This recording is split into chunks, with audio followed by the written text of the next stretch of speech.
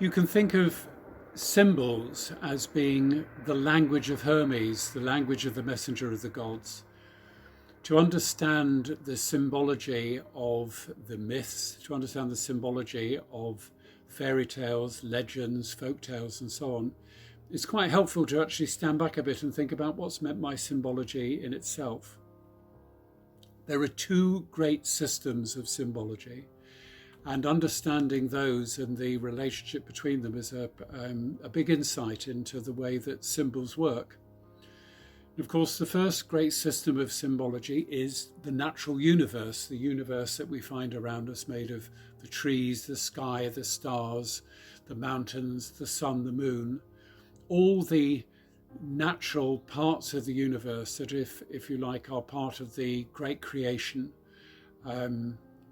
From the perspective that we're taking here, arising from divinity, having a spiritual source, not arising by accident, and therefore showing in their own way, in all the various details, aspects of the divinity that lies at their root and their cause.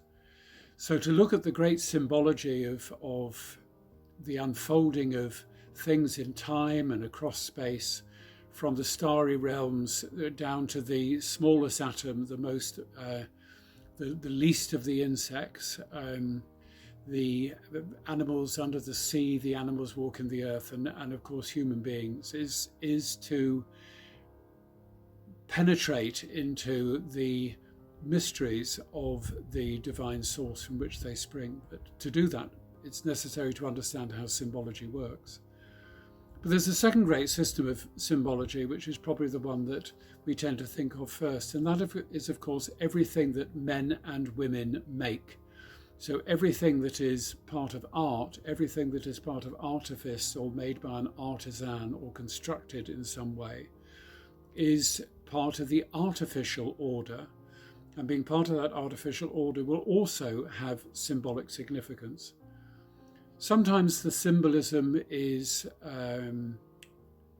merely a matter of convention. We decide that, for example, in Greece, you switch a switch up to be on. In England, you switch a switch down to be on. So whether the switch is up or down is a matter of choice. It's not a symbolic absolute. But some symbols have, if you like, their meaning built into them. So the seasons, as the seasons unfold and we pass from the quiet time in nature of winter and through into the thrusting forth of life in spring, and then the stillness of the heat of summer, and then into the fecundity and prolificness of autumn, and the arrival of fruit that comes with autumn before we go back into winter again.